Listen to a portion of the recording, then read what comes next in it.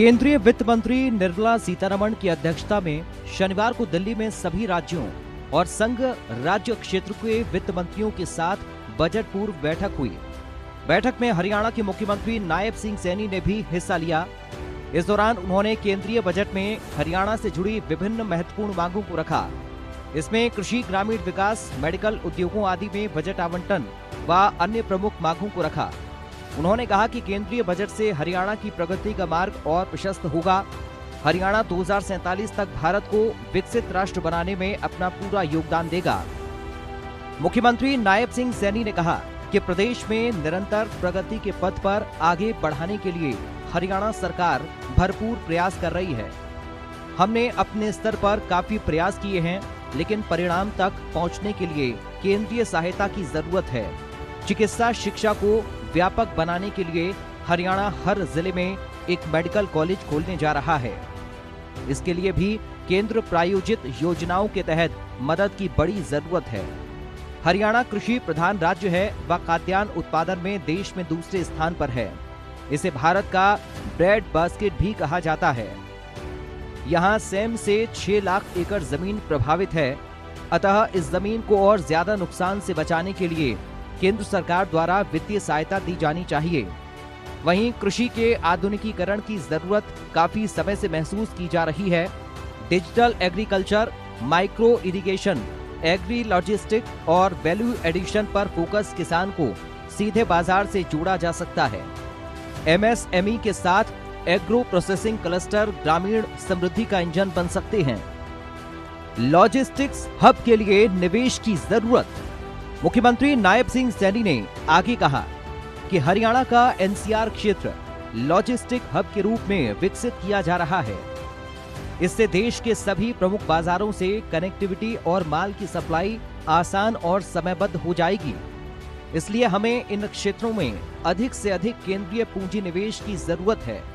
MSME और startup को गति दिए बिना अर्थव्यवस्था को गति नहीं दी जा सकती। हरियाणा का स्टार्टअप्स में देश में चौथा स्थान है। हम स्टार्टअप को प्रोत्साहित करने के लिए 2000 करोड़ रुपए का फंड ऑफ फंड स्थापित करवाने जा रहे हैं।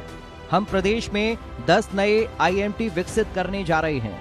इससे समूचे प्रदेश में एमएसएमई व स्टार्टअप को भारी प्रोत्साहन भी मिलेगा।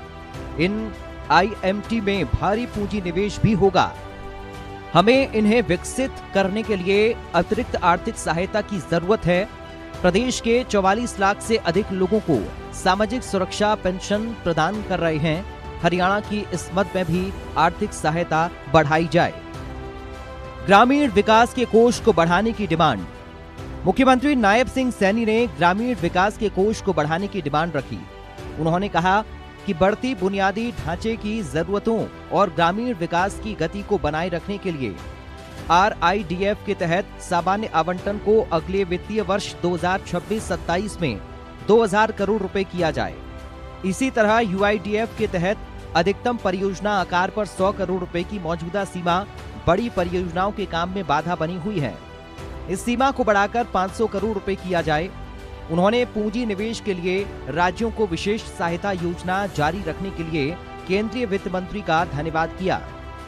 उन्होंने कहा कि राष्ट्रीय राजधानी के निकट होने के कारण हरियाणा की विशेष जरूरतों को देखते हुए हरियाणा के लिए अप्रतिबंधित आवंटन बढ़ाया जाए।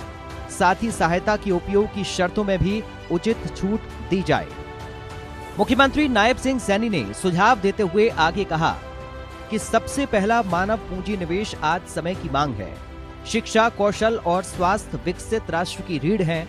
भविष्य की अर्थव्यवस्था के लिए AI, सेमीकंडक्टर्स, ग्रीन टेक और बायोटेक जैसे क्षेत्रों में कौशल विकास किया जाना जरूरी है। GDP में हरियाणा का 3.7% योगदान। मुख्यमंत्री नायब सिंह सैनी ने कहा कि हरियाणा भौगोलिक रूप से एक छोटा राज्य होने के बावजूद देश की GDP में 3.7% योगदान कर रहा है। कर संग्रह के मामले में भी प्रदेश अग्रणी है। वहीं प्रति व्यक्ति GST संग्रहण में देश में प्रथम स्थान पर है। राष्ट्रीय स्तर पर कुल GST संग्रह में हमारा योगदान 7.32% है। दिसंबर 2025 तक देश में 5वें स्थान पर रही हैं।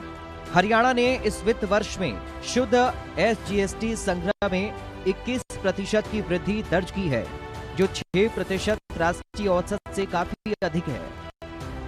उन्होंने कहा कि उन्हें पूरी उम्मीद है कि इस आम बजट में हरियाणा से जुड़ी मांगों को विशेष स्थान दिया जाएगा ताकि प्रदेश और तेज गति से विकास कर सके।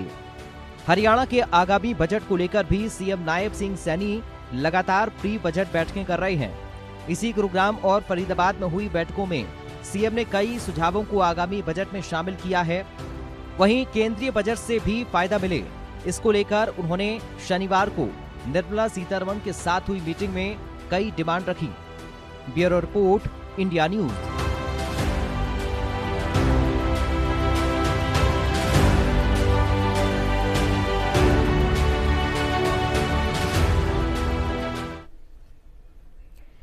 तो हरियाणा डायरी में मेरे साथ फिलहाल बस इतना ही। प्रदेश की तमाम खबरों के लिए आप देखते रहिए इंडिया न्यूज हरियाणा।